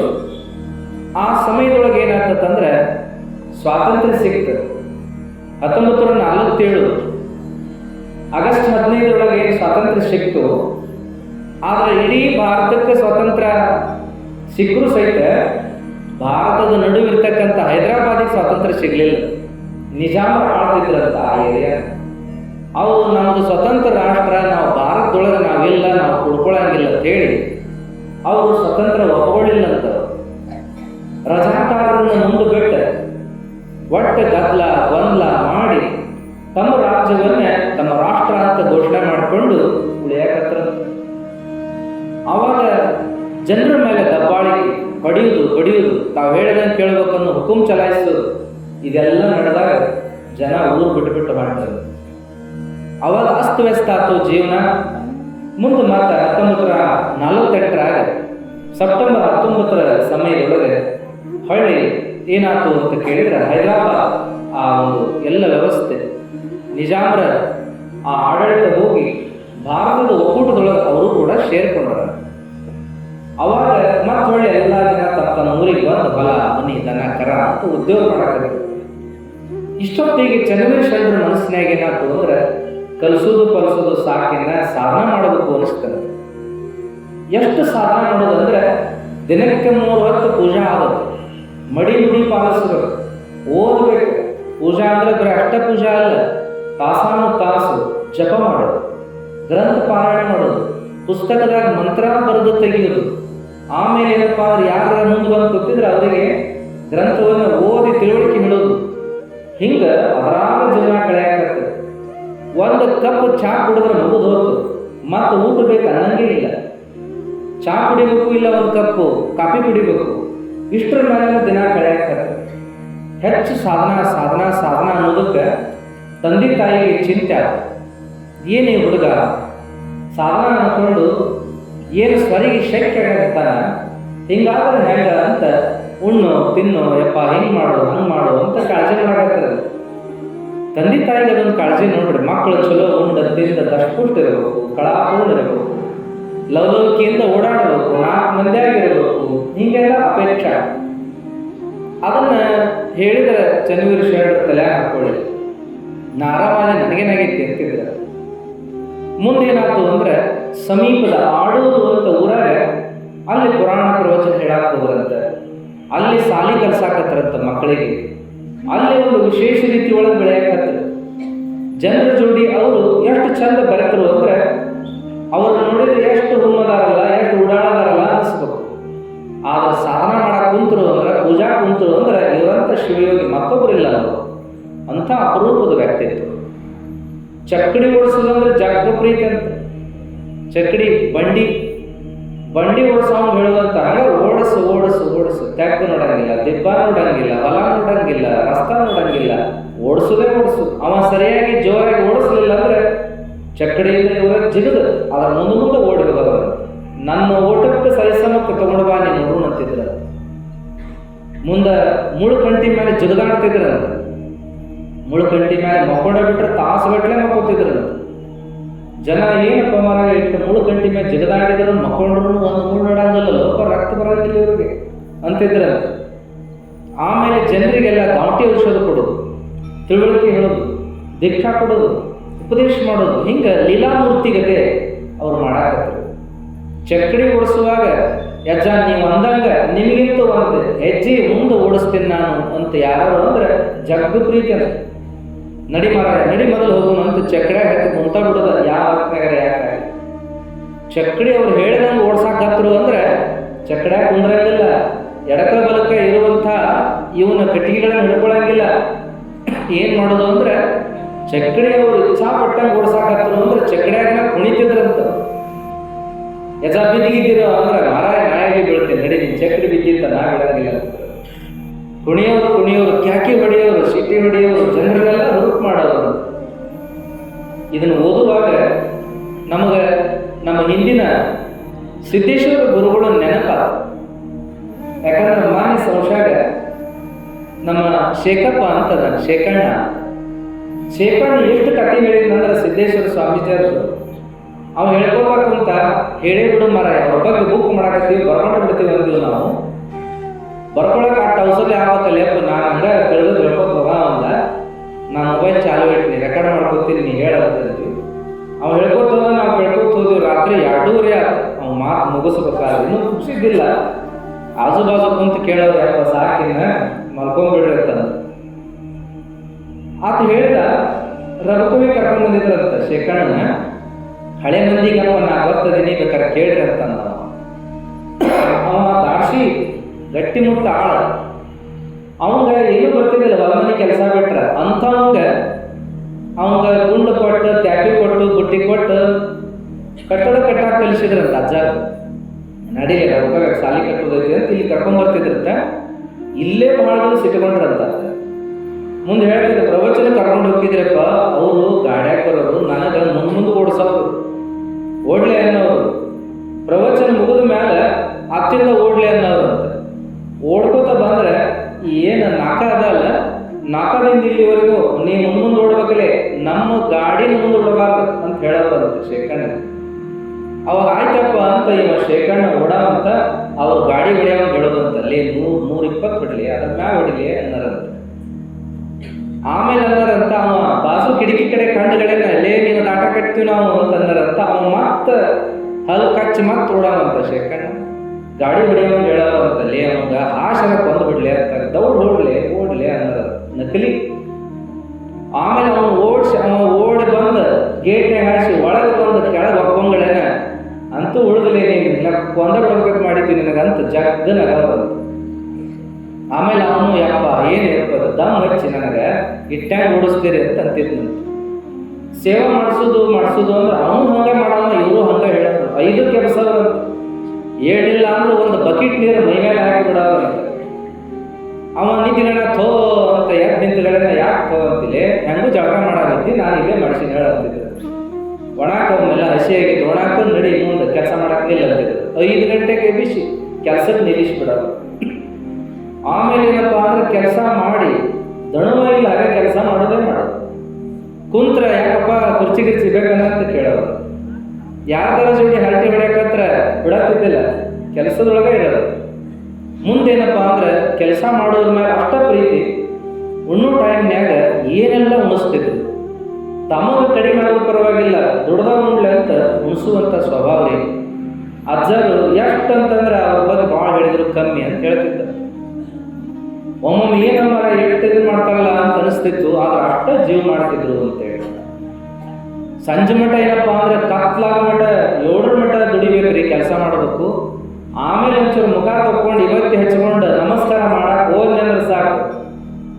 ಯಾಕಪ್ಪ ಶೇಖಪ್ಪ ಮುಗಿತಾನ, ಆತಪ್ಪ ಖುಷಿದೆ, ಮುತ್ತಿ ತಕೊಂಡು ಈಗ ಇವತ್ತಿ ಹಚ್ಕೊಂಡೆ ಅಂದ್ಗಳೇ ಅಲ್ಲೋ ಮತ್ತು ಹೊಲದಾಗ ಕಬ್ಬು ನೀರು ಬೇಡಾಕತ್ತಾವು, ಒಂದಿಟ್ಟು ಹೋಗು ಆಸ ಅನ್ನೋದು. ಇನ್ನೇನು ನೆಲಕ್ಕೆ ಒಟ್ಟು ಬೆನ್ನು ಊರಿ ಮಲಗಬೇಕು ಅಂತಂದ್ರೆ ಅಜ್ಜ ನಡಿಲೆ ಅಲ್ಲಿ ಕಬ್ಬು ನೀರು ಬೇಡಾಕತ್ತಾವು, ನೀ ಇಲ್ಲಿ ಕುಂದ್ರಾವನ ಅಂತಂದು ಕಳಿಸೋರಂತೆ. ಅಲ್ಲಿ ನೀರು ಹಾಸಕ್ಕೆ ಹೋದ್ರೆ ಅಲ್ಲೇ ಅವರಿಗೆಲ್ಲ ಚಾ ಕಾಫಿ ಮಾಡ್ಕೊಂಡು ತೊಗೊಂಡು ಹೋಗಿ ಕೊಡ್ತಿದ್ರು ಅಂತಂದು ಹೇಳ್ತಿದ್ರು. ಹಿಂಗೆ ಅಜ್ಜರು ಏನಪ್ಪ ಅಂತಂದ್ರೆ ದುಡಿಯೋ ಮೇಲೆ ಭಾಳ ಪ್ರೇಮ ಇದ್ರು. ಸೇವೆ ಮಾಡಿರಲಿ ಚಲೋ ಆಗತ್ತೆ ನಿಮ್ಗೆ ಅಂತ ಹೇಳ್ತಿದ್ರು, ಅಷ್ಟ ಕಾಳಜಿ ತಗೋತಿದ್ರು ಅಂತ ಅನ್ನೋದನ್ನ ಈ ಚನ್ನವೀರ ಶರಣರ ಕಥೆ ಓದುವಾಗ ನೆನಪಾಗ ನನಗೆ. ಮುಂದೆ ಅಜ್ಜವರು ಹಂಗೆ ಮಾಡಿದ್ದಕ್ಕೆ ಏನಾಯ್ತು ಅಂದ್ರೆ ನಾವು ಹೊಲ ಇಲ್ಲ, ಸ್ವಂತ ಮನೆ ಇಲ್ಲ ಅನ್ನುವಂಥವ್ರು ಕೂಡ ನಾವು ಇವತ್ತು ಒಂದು ಒಳ್ಳೆ ಮನೆ ಕಟ್ಟಿಕೊಂಡು 4-6 ಜನ ಹೆಣ್ಮಕ್ಳೆಪ್ಪ ಹುಟ್ಟಿದವರು ಹೆಣ್ಣುಡ್ರೆ ಹೆಚ್ಚಿಗೆ, ಆಮೇಲೆ ಅವ್ರಿಗೆಲ್ಲ ಮದುವೆ ಮಾಡಿಕೊಡ್ಬೇಕು ಅಂತಂದ್ರೆ ನನಗೆ ಅಜ್ಜನ ಆಶೀರ್ವಾದನೇ ಅಪ್ಪ. ದುಡಿಸಿ ನಾನು ಇಷ್ಟು ಗಟ್ಟಿ ಮಾಡ್ಯಾನಂದ್ರೆ ನಾನು ಇವತ್ತಿಗೂ ದುಡ್ತಾ ಬಿಟ್ಟಿಲ್ಲ. ಆ ದುಡಿತದಿಂದಲೇ ನಾನು ಮನೆ ಮುಂತಂದು ಬಂದೀನಿ, ಮಕ್ಕಳನ್ನೆಲ್ಲ ಮದುವೆ ಮಾಡಿದ್ದೀನಿ, ಎಲ್ಲ ಚಲೋ ಆಗಿದೆ. ಕೊನೆಗೆ ಅಜ್ಜವರು ಹೇಳಿದ್ರಂತ, ಇಲ್ಲ ಇನ್ನು ಸಾಕಲೆ, ಇನ್ನು ನಾ ಕರೆದ್ರು ನೀ ಮಠಕ್ಕೆ ಬರಬಾಡ್ಲಿ ಅಂತ ಹೇಳಿದ್ರು. ಯಾಕೆ ಅಜ್ಜ ಅಂತ. ಆಯ್ತು ನೀನು ಸೇವೆ ಮುಗಿತೀನ, ಇನ್ನು ಮನೆ ಕಡೆ ಲಕ್ಷ ಕೊಡು, ಇನ್ನು ಸಾಕು ಅಂತ ಹೇಳಿದ್ರೆ. ಮತ್ತು ನೋಡು ನಾನು ಕೊಡ್ತಕ್ಕದ್ದು ಏನೂ ಇಲ್ಲ, ನೀ ನನಗೆ ಕೊಡ್ತಕ್ಕದ್ದು ಏನೂ ಇಲ್ಲ, ಹಂಗಾಗಿ ನೀನು ಮುಂದಿನ ಮಾಡ್ಕೊಂಡು ಹೋಗಲೆ ಅಂತ ಹೇಳಿದ್ರಂತೆ. ಆಮೇಲೆ ಅವನಿಗೆ ಅರಿವಾದದ್ದು ಅಜ್ಜವ್ರು ದೇಹ ಬಿಟ್ಟ ಮೇಲೆ ಅವ್ರಿಗೆ ಯಾಕೆ ಅನ್ನುವಂಥ ಅರಿವಾತು ಅಂತ ಹೇಳ್ತಾರೆ. ಅತ್ಯಂತ ರೋಮಾಂಚನಕಾರಿಯಾಗಿರ್ತಕ್ಕಂಥ ಘಟನೆ, ತಮಾಷೆ ಘಟನೆಗಳನ್ನು ಹೇಳ್ತಿದ್ದಾವ. ಸಿದ್ದೇಶ್ವರ ಅಜ್ಜರಿಗೆ ಕೇಳಿದಂತೀವ, ಅಜ್ಜರ ಮತ್ತ ಹಿಂಗ ತೊಂದರೆ ಆಗ್ಯದ ಒಂದು ಸ್ವಲ್ಪ ಅಂತಂದಾಗ ಅಜ್ಜವರು ತೊಂದರೆ ದೊಡ್ಡ ಅಜ್ಜಿಗೆ ಹೇಳ್ಕೊಳ್ಳಲಿ, ನನಗೆ ಕೇಳ್ತಿ ಅಂತ ಅನ್ನೋರಂತ. ಅಜ್ಜ ಏನು ಮಾಡ್ಬೇಕು ಮಾಡ್ತಾನ ಅಂತ ಹಿಂಗೆ ಅನ್ನೋರಂತ. ಮುಂದೊಮ್ಮೆನ ತಲೆನೋವು ಬಂದದ, ಒಂದು ಸ್ವಲ್ಪ ಇಂಥ ಗುಳಿಗೆ ತೊಗೊಂಬಾಲೆ ಅಂತ ಕಳಿಸಿದ್ರಂತ ಅಜ್ಜರು. ಇವಂಗೆ ಎಲ್ಲಿ ಮತ್ತೊಕ್ಕತ್ವ ಆ ಗುಳಿಗೆ ಅಂತೇಳಿ ನವಾರ್ಜಿನ ಏನೋ ಗುಳಿಗೆ ಹೆಸರು ಹೇಳಿ ನವಾರ್ಜಿನ್ ಅಂತ ಹೇಳಿದ್ರಂತ. ಅವಾಗ ಅದನ್ನ ನೆನಪಾಗಿತ್ತಲ್ಲ ಅಂತೇಳಿ ಅಜ್ಜರ ಇನ್ನೊಮ್ಮೆ ಹೇಳ್ರಿ ಅಂತ ಕೇಳ್ಕೊಂಡು ಅದನ್ನ ಭಯಪಟ್ಟು ಹಾಕೋದು ಅಂಗಡಿಗೆ ಹೋದಂತ ಶೇಖರ್. ಅಂಗಡಿಗೆ ಹೋಗಿ ಅಲ್ಲಿ ನವಾರ್ಜಿನ್ ಕೊಡ್ರಿ ಅಂತ ಕೊಟ್ರಂತ. ಹೌದಲ್ರಿ ಮತ್ತ ಅಂಗಡಿಯಲ್ಲಿ ತೋರಿಸಿದಂತ. ಹೌದು ಮರಯ, ನಾ ದಿನ ನೋಡವ ಅಂಗಡಿಯಾಗಿರವ ಅಂತ ಹೇಳಿದಂತ. ಅದನ್ನ ತಗೊಂಡು ದಾರ್ಯಾಗ ಬರುವಾಗ ಇದನ್ನ ನವಾರ್ಜಿನ್ ಹೌದಲ್ರಿ, ಇದನ್ನ ನವಾರ್ಜಿನ್ ಹೌದಲ್ರಿ ಅಂತ ಮಂದಿ ಕೇಳ್ಕೊತ ಬಂದಿತ್ತು ನಾನು ಶೇಖರ್. ಅವಾಗ ಮಠಕ್ಕೆ ಬಂದ ಕಡೆನ ಅಜ್ಜರ ಕೈಯಾಗ ಯಜ ನೀವು ಹೇಳಿದ್ ತಗೋರಿ ಅಂತ ಕೊಟ್ಟಾಗ ಅಜ್ಜರ ಅಂದ್ರಂತ, 4 ಮಂದಿ ಕೇಳಿದ ಮೇಲೆ ಇದು ನವಾರ್ಜನಕತ್ತಂದ್ಲೆ ಅದು. ಅವಾಗ ಮುತಿ ಕೆಳಗೆ ಮಾಡಿ 4 ಮಂದಿ ಕೇಳಿದ ಆಚೆಗೆ ಹೆಂಗೆ ಗೊತ್ತಾಯ್ತು ಅಂತ ಅನ್ಕೊಂಡೆ ನಾನು. ಅಜ್ಜರಿಗೆ ಹಿಂಗೆ ತಿಳಿತಿತ್ತು ನೋಡ್ರಿ ಎಲ್ಲ ಅಂತ ಹೇಳಿದ ಶೇಖರ್. ಮುಂದೆ ಆ ಗುಳಿಗಿನ ಅಜ್ಜರು ತಗೊಂಡ್ರು. ಮುಂದೇನಾಯ್ತು ಅಂತಂದ್ರೆ ನಮ್ಮ ತಮ್ಮ ಒಟ್ಟು ಯಾಕೆ ಆರಾಮಿಲ್ಲ ಅಂತ ಹೊಳ್ಳಾಡಕತ್ತಂದ್ರಿಪ್ಪ ಅಂದ್ರಂತ ಶೇಖಣ್ಣ ಅಂದಂತ. ಅಲ್ಲೇ ಒಂದು 4 ಗುಳಿಗೆ ಇದ್ವು ಅಂತ, ಒಂದು 4 ಗುಳಿಗೆ ಕೊಟ್ರ ಮುಂಗನ್ಲಿ ಅವಾಗ ಮಕ್ಕೊಂಡವ್ ನೆನೆಸಿ ಗುಳಿಗೆ ಕೊಟ್ಟನಂತ 4 ಗುಳಿಗೆ ನಾವು ಅಜ್ಜರ್ ಹೇಳ್ಯಾರಂದ್ರೆ ತೊಗೊಂಡ್ಬಿಡೋದು ಅಂತೇಳಿ 4 ಗುಳಿಗೆ ತೊಗೊಂಡು ಮಲಗಿದ್ನಂತ. ಮರದಿವ್ಸ ಬೆಳಗ್ಗೆ ಕೇಳಿದ್ರಂತಲ್ಲಿ ಅದಾನಲ್ಲಿ ಅವ, ಹ್ಞೂ ರೀ ಅದಾದ್ರೆ ಪೂಜಾಗೆ ಹೋಗ್ಯಾರ. ಯಪ್ಪ ನಾನು ಸಿಕ್ಕದ್ 4 ಗುಳಿಗೆ ಕೊಟ್ಟಿದ್ಲೆ ಸತ್ತಿಗಿತಾರ ಅಂತ ಮಾಡಿದ್ನಿ ಅಂದ್ರೆ ಅವ ಬಿದ್ದು ನಾಲ್ಕಂತ. ಇಲ್ಲಪ್ಪ ನೀವು ಕೊಟ್ಟಿದ್ದು ಏನು ಕೊಟ್ಟಿರಿ ಎಲ್ಲ ಚಲೋನ ಆಗೈತಿ, ಅವ್ನ ಮೈಕೈ ನೋವು ಹೋಗೈತಿ, ಹೊಟ್ಟೆ ನೋವು ಹೋಗೈತಿ, ಎಲ್ಲ ಆರಾಮಾಗೈತಪ್ಪ. ಅಜ್ಜರ ಕಥೆಯನ್ನು ಹಿಂಗೆ ಹೇಳ್ಕೋತ ಹೋಗೋದೆ. ಆ ನಂತರದೊಳಗೆ ಅಲ್ಲಿ ಅಜ್ಜರು ಒಂದೇನೋ ವಸ್ತು ತರ ಕೇಳಿದ್ರಂತ ಹುಬ್ಬಳ್ಳಿಯಾಗೆ. ಅದನ್ನ ನಾನು ಮಾತುಕತೆಪ್ಪ ಈ ಕೈ ಮೇಲೆ ಬರೆದು ಬಿಡ್ರಿ ಅಂತ ಅಂದಿದ್ನಂತ. ಅಜ್ಜರ ಕೈ ಮೇಲೆ ಬರೆದು ಕೊನೆಗೆ ಏನು ಬರೆದ್ರು ಅಂತಂದ್ರೆ, ಈ ಮನುಷ್ಯ ಕಳ್ಕೊಂಡಂದ್ರೆ ಸೀದಾ ಸಂಶಿಗ್ತನ ಮುಟ್ಟಿಸ್ರಿ ಅಂತ ಹೇಳಿ ಕೆಳಗೆ ಬರೆದಿದ್ರು. ಯಾಕೆ ಯಾಕೆ ಬರೆದ್ರಿ ಅಂತಂದ್ರೆ, ಹೌದಲೇ ಮತ್ತೆ ನೀವು ಮರುಗಿಡಿದೀವಿ, ನಿನ್ನ ನೀವು ಮರೆತೆ ಅಂದ್ರೆ ಮತ್ತೆ ಮಂದಿ ತಂದು ಮುಟ್ಟಿಸ್ಲಿ ಅಂತ ಬರೆದಿನ ಹೇಳಿ. ಇಂಥ ಅನೇಕ ಹಾಸ್ಯ ಪ್ರಸಂಗಗಳನ್ನ ಹೇಳ್ಕೋತ ಹೋಗ್ತಿದ್ದೆ. ಹಿಂಗೇನಪ್ಪ ಅಂದ್ರೆ ಚನ್ನವೀರ ಶರಣರು ಕೂಡ ನಾವು ಬಾಳಿದ ಅನ್ನೋದನ್ನು ಕಥೆ ನೋಡಿದಾಗ ಇವರದೆಲ್ಲ ನೆನಪಾಯಿತು. ಶರಣರೇನಪ್ಪ ಅಂದ್ರೆ ಎಲ್ಲರ ಜೋಡಿ ಮನೆಯವರ ಜೊತೆ ಮನೆಯವರಾಗಿ ಯಾರ ಮನೆಗೆ ಹೋದ್ರು ಅವ್ರ ಮನೆ ಮಗನಂಗೆ ನಡ್ಕೊಳ್ತಕ್ಕಂಥ ರೀತಿ ಒಳಗೆ ಚನ್ನವೀರ ಶರಣರು ಬೆಳೆದು ಬರ್ತಾರೆ. ಹಿಂಗಾದ್ರೆ ಬರೀ ಪೂಜಾ ಪುನಸ್ಕಾರ ಜಪತಪದೊಳಗೆ ಹುಡುಗ ಉಳಿದು ಬಿಡ್ತಾನ, ಇವಂಗೊಂದು ಮದುವೆ ಮಾಡೋಣ ಅಂತ ವಿಚಾರ ಮಾಡಿದಂತ. ಆವಾಗ ಮದುವೆ ಪ್ರಸಂಗ ಬಂದಾಗ ಚನ್ನವೀರ ಶರಣರು ಅದಕ್ಕೆ ಒಪ್ಪಿಗೆ ಕೊಡಲಿಲ್ಲ. ಯಾಕೆ ಏನು ಅಂತ, ನಾ ಈಗ ಆರಾಮಿದ್ದೀನಿ, ನನ್ನ ಸಾಧನದೊಳಗೆ ನಾ ಇದ್ದೀನಿ ಅಂತ ಹೇಳುವಾಗ ತಂದೆ ತಾಯಿ ಏನೇನು ತಿಳುವಳಿಕೆ ಹೇಳಿದ್ರು, ಮದುವೆಗೆ ಒಪ್ಸಿದ್ರು ಬಿಟ್ಟರು ಅನ್ನೋ ವಿಚಾರವನ್ನು ಮತ್ತು ನಾಳೆ ದಿವಸ ನಾವು ನೋಡೋಣ ಅಂತ ಹೇಳಿ ಇವತ್ತಿನ ಪ್ರವಚನಕ್ಕೆ ಮೊದಲು ಹೇಳ್ತೀವಿ. ನಾಳೆ ದಿವಸ ಮದುವೆ, ಇವತ್ತಿನ ಮದುವೆ ಸ್ವರೂಪ, ಚನ್ನವೀರ ಶರಣರ ಜೀವನದ ರೀತಿ ನೀತಿಗಳು ಹೇಗೆ ನಡೆದು ಅನ್ನೋದನ್ನು ನೋಡೋಣ ಅಂತ ಹೇಳ್ತಾ ಇವತ್ತಿನ ಚಿಂತನೆಗೆ ಮಂಗಲವನ್ನು ಹೇಳೋಣ.